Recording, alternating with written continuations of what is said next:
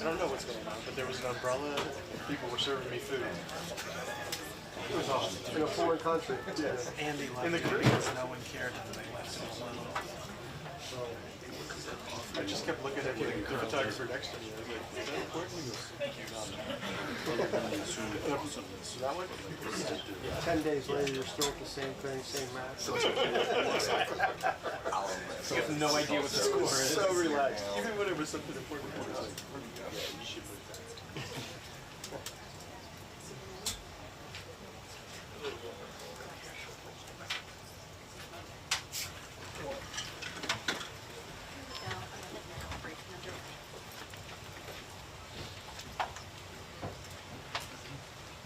Good afternoon, everybody. How are we today? Good. During his inaugural address, President Trump promised that America would be a manufacturing nation once again, and liberal pundits mocked him for it. But those critics were proven wrong once again. On the heels of President Trump's Oval Office meeting with Apple CEO Tim Cook last week, Apple just announced its largest ever commitment to American jobs and industry, with plans to spend and invest more than $500 billion in America over the next 4 years. Over the course of the current Trump administration, Apple plans to hire around 20,000 new workers, creating high-paying jobs right here in America. And the investment isn't limited to one specific region of our country. Apple teams and facilities will expand all over our country, in Arizona, California, Iowa, Nevada, North Carolina, Michigan, Oregon, Texas, and Washington. With President Trump in charge, America is open for business. Apple CEO Tim Cook said it best in the company's announcement: "We are bullish on the future of American innovation." On top of this incredible Apple announcement, President Trump already announced more than $1 trillion in pledged investments into the United States. And on another important note that the American people entrusted President Trump to fulfill, this administration's efforts to seal the border continue to prove extraordinarily successful. In President Trump's first month back in office alone, illegal border crossings hit lows not seen in decades, down 94% over the past year, while interior arrests are up 134%. And this past Saturday, this is a significant statistic that I wanted to share with all of you, there were only 220 illegal border crossings on Saturday. This is a 15-year low. Think about that in comparison to the amount of illegal border crossings we saw under the previous administration. Fox recently reported that a San Diego migrant shelter is closing its doors after saying they have not received new asylum-seeking families or individuals since January 20th. We all know what happened on January 20th, don't we? And yesterday, New York City Mayor Eric Adams announced that the massive Roosevelt Hotel migrant shelter in Manhattan will shut down in the next few months. We're also seeing a reverse migration effect. There are now verified reports from the Associated Press of migrants abandoning their journey to the United States and heading back home. This is the first time the Border Patrol has received these reports since 2020, during President Trump's first term. The returning migrants claimed in interviews that the new heavy security posture adopted by the Trump administration was a significant reason for their decision to return to the countries of their origin. Overall, the American people continue to overwhelmingly give President Trump very positive remarks. Nearly every one of President Trump's policy initiatives are receiving strong majority support, and I have noted that in every briefing since Inauguration Day. 81% of Americans support deporting illegal migrant criminals from our nation's interior. 76% of Americans support the DOJ-led efforts of a full-scale investigation to find and eliminate fraud and waste in government expenditures. Again, this is from a Harvard-Harris poll, a very legitimate pollster. 76% of Americans support closing the border. 69% of Americans support President Trump's common-sense efforts to ban men from women's sports. As you all know, we celebrated that executive order at the White House a couple of weeks ago. 65% of Americans support the president's efforts to eliminate all preferences by race in the hiring and awarding of government contracts, which is another pledge that DOJ is working hard to fulfill. And 61% of Americans, vast majority, support the president's plan for reciprocal tariffs to ensure that other countries are treating us the way we have always been treated. Despite what many Democrats and media members want you to believe, the Trump agenda is not only necessary, but it is overwhelmingly popular. Why? Because it's driven by common sense. And finally, as you all saw yesterday, a federal judge denied the Associated Press's emergency motion for a temporary restraining order against myself, our Deputy Chief of Staff Taylor Budowich, and our Chief of Staff Susie Wiles for our decision to remove the Associated Press from the White House press pool for certain and special events. The judge's ruling, upholding our decision to deny the Associated Press such privileged access, reinforces the truth. And it reiterates what I said from this podium last week when that suit was filed. Asking the President of the United States questions in limited spaces such as the Oval Office in Air Force One is a privilege that unfortunately has only been granted to a few. It is not a legal right for all. The Trump administration has already proven to be the most transparent ever, and this president the most accessible in history. This is evidenced by President Trump's daily press conferences in the Oval Office, where he takes many questions from the journalists who have the honor and privilege of standing before the beautiful Resolute desk. The president and this entire White House are committed to ensuring the American people continue to receive this same level of historic transparency, access, and visibility. In fact, we want to double down and give even greater access to the American people. We want more outlets and new outlets to have a chance to take part in the press pool, to cover this administration's unprecedented achievements up close, front and center. As you all know, for decades, a group of DC-based journalists, the White House Correspondents Association, has long dictated which journalists get to ask questions of the President of the United States in these most intimate spaces. Not anymore.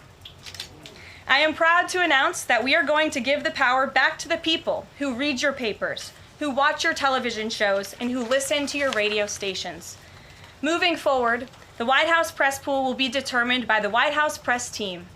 Legacy outlets who have participated in the press pool for decades will still be allowed to join, fear not, but we will also be offering the privilege to well-deserving outlets who have never been allowed to share in this awesome responsibility. Just like we added a new media seat in this briefing room, legacy media outlets who have been here for years will still participate in the pool, but new voices are going to be welcomed in as well. As part of these changes, we will continue the rotation amongst the 5 major television networks to ensure the president's remarks are heard far and wide around this world. We will add additional streaming services which reach different audiences than traditional cable and broadcast. This is the ever-changing landscape of the media in the United States today.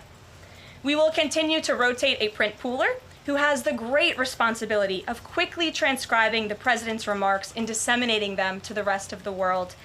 And we will add outlets to the print pool rotation who have long been denied the privilege to partake in this experience but are committed to covering this White House beat. We will continue to rotate a radio pooler and add other radio hosts who have been denied access, especially local radio hosts who serve as the heartbeat of our country. And we will add additional outlets and reporters who are well suited to cover the news of the day and ask substantive questions of the President of the United States, depending on the news he is making on that given day. This administration is shaking up Washington in more ways than one. That's what we were elected to do. As I have said since the first day behind this podium, it's beyond time that the White House press operation reflects the media habits of the American people in 2025, not 1925. A select group of DC-based journalists should no longer have a monopoly over the privilege of press access at the White House. All journalists, outlets, and voices deserve a seat at this highly coveted table. So by deciding which outlets make up the limited press pool on a day-to-day basis, the White House will be restoring power back to the American people who President Trump was elected to serve.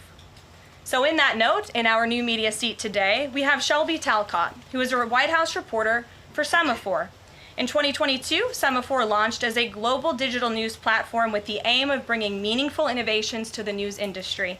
Today, they have nearly 1 million newsletter subscribers spanning 11 separate editions.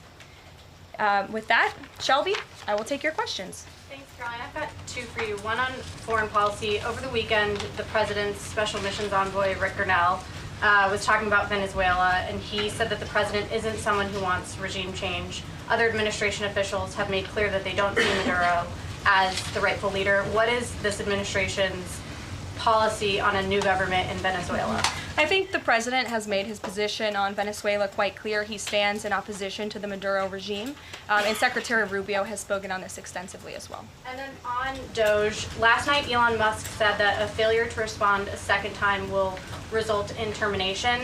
Will there be additional rounds of the "what did you do this week" email from Doge to federal workers? And what's the guidance on the federal workers who've been instructed by their agencies not to reply?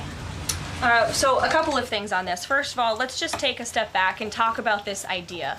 The president sent out a truth last weekend to Elon Musk saying he loves everything Elon is doing and he wants him to be even more aggressive because Doge thus far has proven incredibly successful in making our government more efficient. And so Elon and Doge came up with this idea. Elon has implemented this at his private companies. It has proven successful. And it's a very simple idea when you think about it. All the Office of Personnel Management is asking, all this administration is asking, President Trump is asking, is for federal workers who live off of the American taxpayers' dime to send 5 bullet points of what they have done in the previous week. That is all we are asking for. And so the Office of Personnel and Management sent out additional guidance last night. Those responses should be directed to agency leadership, and the president defers to his cabinet secretaries, who he's obviously entrusted to pursue the guidance relative to their specific workforce. And for some of the agencies that you've seen who have said, please don't send these emails, it's in their best interest for that specific agency, and the president supports that. And let me be very clear, the president and Elon, his entire cabinet, are working as one unified team. And they are implementing these very common sense solutions. You're welcome. Jackie. Thank you. One follow-up on the question. So about the deadline, Alina Habba said that you have until tonight. Elon Musk said a failure to respond a second time would result in termination. So is that a real deadline? Should federal workers be looking to that guidance, or should they be looking to the agency heads? Like, what is the actual deadline?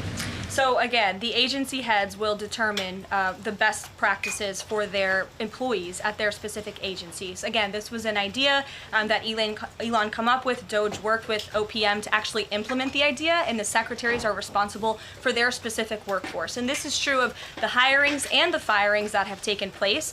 And we advise federal workers, unless your agency has dictated you not to respond to this email. In fact, I can announce that we've had more than 1 million workers who have chosen to participate in this very simple task of, again, sending 5 bullet points to your direct supervisor or manager, CCing OPM. I actually participated in myself. It took me about a minute and a half to think of 5 things I did last week. I do 5 things in about 10 minutes, and all federal workers should be working at the same pace that President Trump is working and moving. We have a country to save, and we want this federal government to be responsive to the needs of the American people who re-elected this president to have historic, massive reform, and that's what the intention of this idea is. Can you clarify one thing, though? Because Elon Musk also said that a reason that they wanted this 5 things email was just to see if people are actually alive, citing that there are some federal workers who might not even be alive. So meantime, NBC is reporting that these responses are going to go into an AI generator to evaluate whether these jobs are necessary. So is it just to see if people are actually working, or is it an effort to maybe cut some of those jobs? I have not seen that NBC News report, and I haven't heard that from Doge or from Elon himself. Again, this is to ensure that federal workers are not ripping off American taxpayers, that they are showing up to the office, and that they are doing their jobs. That's what the American people expect, and it's a very simple task to complete. I did it myself, and I was more than happy to do it because I'm very grateful that I am serving the American people on the American taxpayers' dime. Doge should hire a spokesperson just so that Elon Musk doesn't put out tweets that then confuse federal workers. Are my press briefings not good enough for you, Jackie? John. Caroline, thank you. In the ruling by Judge McFadden yesterday, who dismissed the the lawsuit that AP brought against yourself and your team members here, President Trump. In there, he said, why not just do away with the entire White House Correspondents Association along with it, because essentially they have no authority. They just usurped it. What is your reaction to that? Well, first of all, John, it's great to see you. And you are one of those individuals who has you're on a streaming platform that hundreds of thousands of people tune into every day. So it's great to see you in the briefing room. I did address that actually in my opening remarks by announcing that the White House press team in this administration will determine who gets to enjoy the very privileged and limited access in spaces such as Air Force One and the Oval Office. There are, as you know, look at this room, hundreds of journalists who show up to this building every single day and are not granted that luxury of flying on Air Force One and asking the President of the United States questions. And so we want to ensure, again, everyone has a seat at that highly coveted table. But alas, the legacy media outlets who have been doing this for quite some time and have invested resources into covering the White House, their spots will remain, just like they have in this briefing room as well. Sure. Steve. Could you give us an update on the negotiations around the Ukraine minerals deal, and when is President Zelensky going to come visit? So the president talked at length about this yesterday, the critical minerals deal with President Macron, and in the more than hour-long press conference he gave all of you in the Oval Office himself. There hasn't been significant updates since the president's remarks last night, but I will just reiterate his position. It's critical that this deal is signed. He expects President Zelensky to sign a deal. This is to recoup American tax dollars that have been funding Ukraine's national defense. And it's also great for the Ukrainian people who have been put through hell because of this war. And it will create a lasting economic partnership as Ukraine will need to rebuild their country because of this brutal war. Steve Witkoff delayed his trip to the Middle East so he can concentrate on this minerals deal. I don't want to comment on Mr. Witkoff's travel plans or read anything out just for obvious reasons, but he remains very much working. That man is working around the clock to secure this deal with Russia and Ukraine alongside Secretary Rubio and Secretary Bessent, General Keith Kellogg. He's also working very hard to secure a peace deal in the Middle East as well. So God bless him, and he's working alongside the president every single day. Sure. Thanks, Caroline. The president's executive order creating DOGE called for the naming of a DOGE administrator. Who is the DOGE administrator? So the president tasked Elon Musk to oversee the DOGE effort. There are career officials and there are political appointees who are helping run DOGE on a day-to-day basis. There are also individuals who have onboarded as political appointees at every agency across the board to work alongside President Trump's cabinet to find and identify waste, fraud, and abuse, and they are working on that effort every day. So is Elon Reagan. Musk the administrator? Reagan. Thanks, Caroline. I have two for you today, one on the border wall and one on the DHS investigation. Sure. First on the border wall. Border wall construction has restarted in Texas and California under contracts awarded under Trump's first term. Is the president looking to secure new contracts, and how is he defining success in terms of border wall construction this administration? The border wall is a signature promise of President Trump's campaign. He talked about it way back in 2015 and 2016, and people laughed at him for bringing up this idea. It's proven to be not only an idea that he delivered on in his first term and continues to deliver on in his second term, but it's also proven to be highly effective. In fact, we know where there were parts of President Trump's border wall built and standing under the previous administration, illegal border crossings dropped 87% where there was a border wall. So the wall is an incredible deterrent factor for illegal migrant caravans. The president is committed to the continuation of the construction of the wall. And the previous administration actually sold off the resources that the Trump administration secured to build the wall. And that's an egregious misuse of the American taxpayers' money. They just let those resources rot on the southern border. They actually sold them for pennies on the dollar. So this administration, DHS and ICE and Customs and Border Patrol and Tom Homan and all of the great people who are working on this effort are committed to continuing the construction of President Trump's border wall. DHS investigation into people who might be leaking within the administration. Will the White House release the names of the individuals that DHS Secretary Noem said were caught leaking details of the ICE raid? And can you share how many leakers have been caught so far and what agency they were a part of? I would defer you to DHS on the leakers that they have identified, but I know the president and this White House commend Secretary Noem for launching an internal investigation to identify those leakers because it's unacceptable for career bureaucrats who are standing in the way of the will of the American people and enacting President Trump's agenda. If they don't want to adhere to the will of the 77 million Americans who reelected President Trump, then they should go find another job. And if they continue to leak information, especially information that is critical to protecting Border Patrol agents and ICE agents who are out there doing jobs that not many people are willing to do, putting their lives on the line to protect our national security, then those individuals absolutely should be fired. And this administration is committed to finding them. Sure. Karoline, two questions for you. One related to Guantanamo Bay, the other to the White House Correspondents' Dinner. I wanted to get your response to some Washington Post reporting of the migrants who stayed over at Guantanamo Bay for the last 2 weeks. They told the Post they were rarely let outside. They were shackled and placed in what they described as cages and alleged that they were not treated as human beings. Does the White House have any response to those conditions? At Guantanamo Bay? It's a promise the president campaigned on, that if you invade our nation's borders, if you break our country's laws, and if then you further commit heinous, brutal crimes in the interior of our country, like raping and murdering innocent, law-abiding women and girls, and committing heinous acts of violence, then you are going to be deported from this country, and you may be held at Guantanamo Bay. These are criminals we are talking about. Don't forget that. Sure. So U.S. consumer confidence fell this month the most since August of 2021. What is your message for Americans who are concerned about the impact of things such as tariffs on prices? Yeah, sure. Well, thank you for that question. It's obviously an important one. The president campaigned on reigniting the Trump economy and fixing the mess that was created by the previous administration. We know they created an economic and an inflation nightmare for the American people, and I'm not going to stand up here and lie to you like my predecessor did about the state of our economy. We understand there are people that are hurting, and this administration is wholeheartedly committed to ensuring that those individuals see relief and price reductions and tax cuts and in less regulations that are burdensome on their household and their businesses. And the president and this entire administration are focused on that every day. I can go through the very long list of economic actions this president has taken. I know you work for Bloomberg, so I'm sure you're well aware of them, but I can assure the American people that the president is very much focused on bringing down the cost of living crisis in this country that was created by the previous administration. Just have a quick follow-up.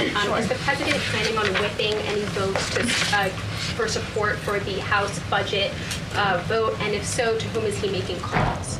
I'm not aware of any calls that he has made. I did talk to the president about his position on this just before coming down here, and he said that he's made it very clear to the Hill what his priorities for a budget are. He's said it to the Speaker of the House. He said it to Leader Thune. The Senate and the House know what President Trump wants and know what the American people want. And so he expects Congress to get it done. He's looking at the proposal from the House. He will also be looking at the proposal that I believe the Senate is drafting up as well. Sure. Thank you, Caroline. I have two questions. Does the United States, I'm sorry,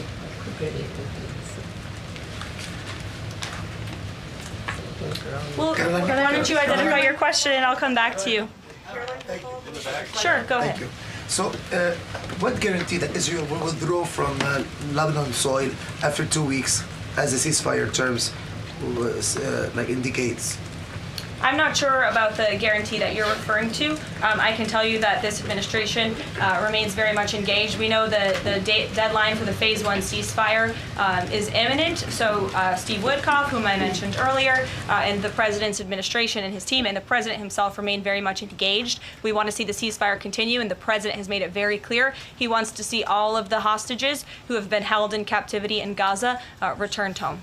Jeff. Carolyn, I was wondering if Is Elon Musk going to attend the president's first cabinet meeting tomorrow? He is, as a matter of fact. I spoke to the president about that before coming down here as well. And Elon, considering he is working alongside the president and our cabinet secretaries, this entire administration will be in attendance tomorrow just to talk about DOJ's efforts and how all of the cabinet secretaries are identifying waste, fraud, and abuse at their respective agencies. We look forward to the meeting tomorrow, and I think you'll be hearing from the president and his cabinet where they're on campus tomorrow. I hope you guys are excited. So some of those cabinet members were caught off guard by the email from Nobody was Saturday. caught off guard.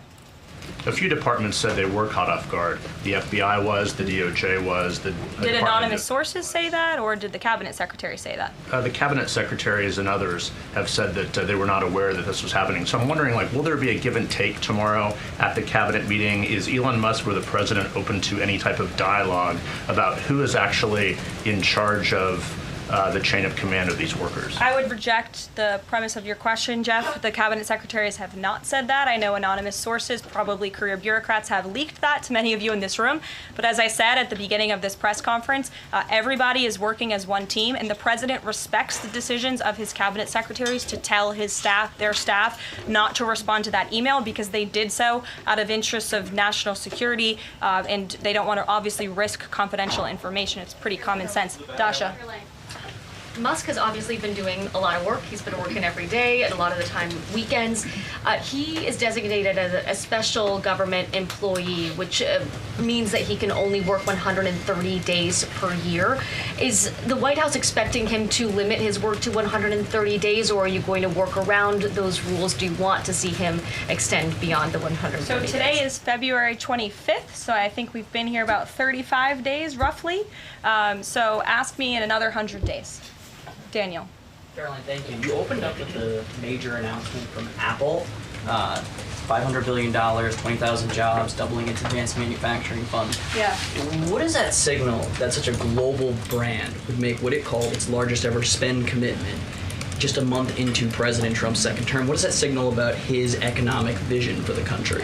President Trump is a deal maker, and he has restored confidence in business leaders around this entire world. Apple is one of the largest companies on the face of the planet. They employ hundreds of thousands of Americans, but the president wants to see more Americans employed, more investments here in the United States of America. And this is another fulfillment of the president's campaign promises. I recall President Trump at his rallies on the campaign telling the world that if and when I am elected, America is going to be back, and we want your investments to be driven onshore. We want you to hire American workers, and you will have the lowest regulatory burden, the lowest tax cuts, and the president has already proven he's committed to slashing regulation. He's counting on Congress to implement those tax cuts. And so people are encouraged by the president's, again, as Tim Cook called it, they're bullish about American innovation because of the leadership of this president. And it's a stark contrast to the leadership of the previous administration, Joe Biden, who I don't think spent any time trying to recruit any investments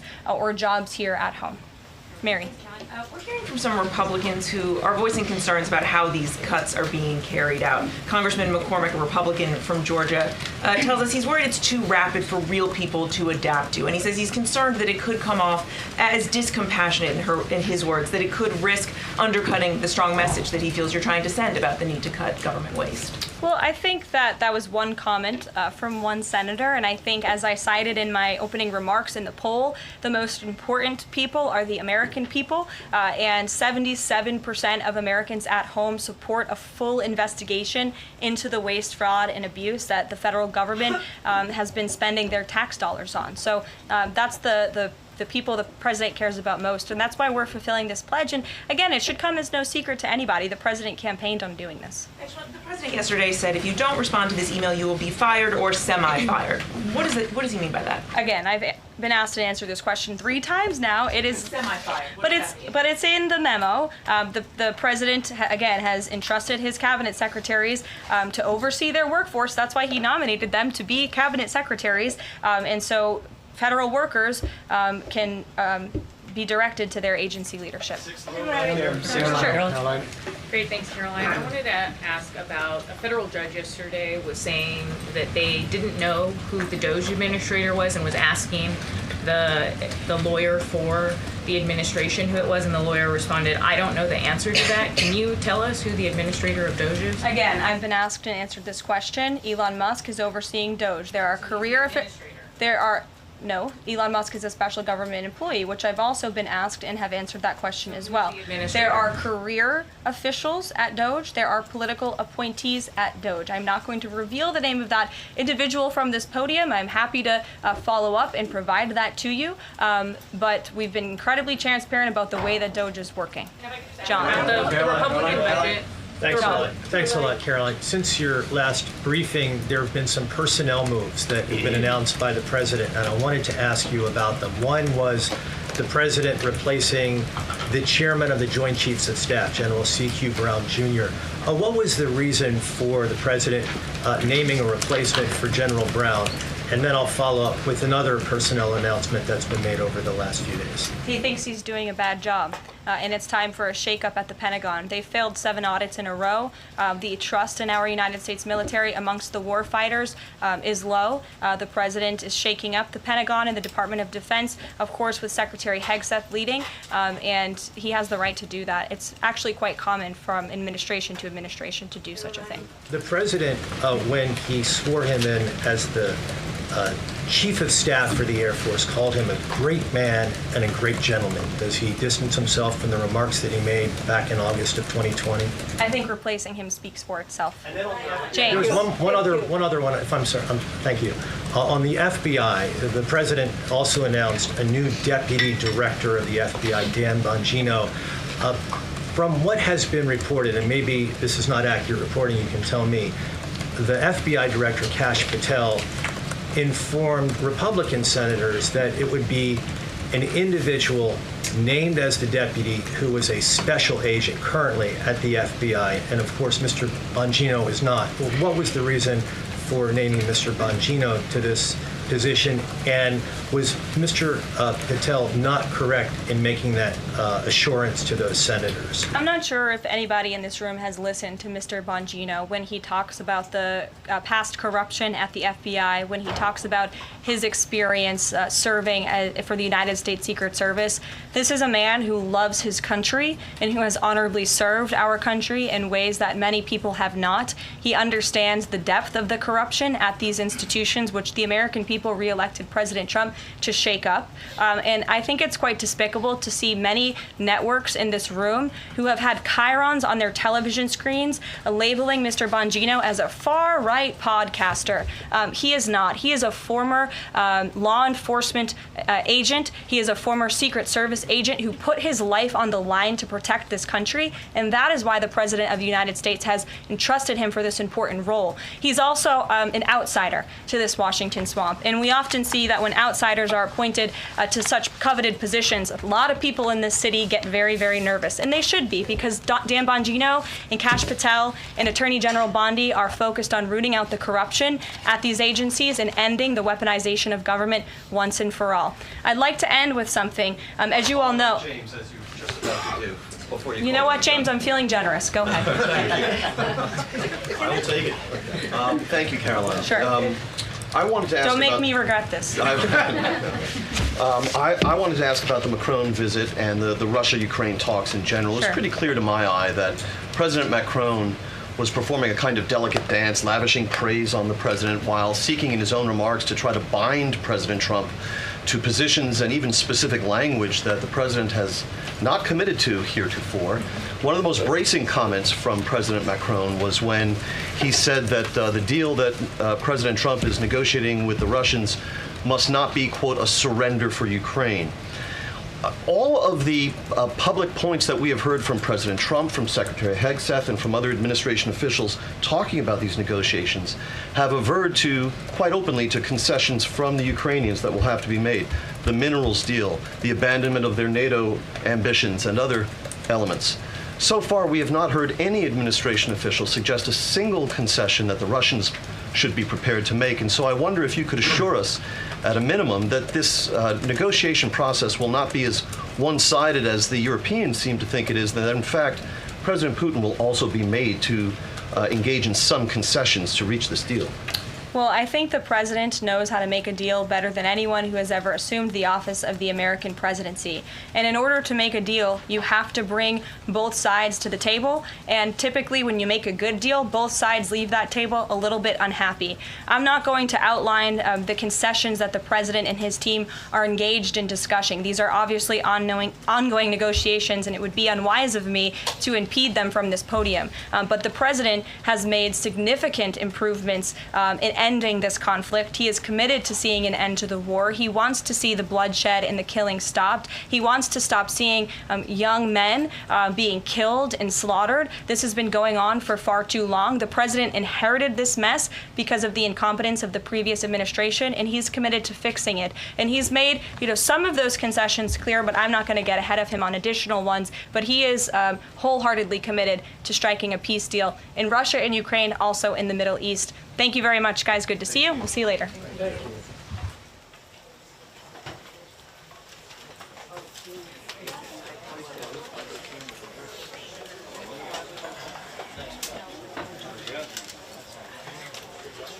And I took Jeff, but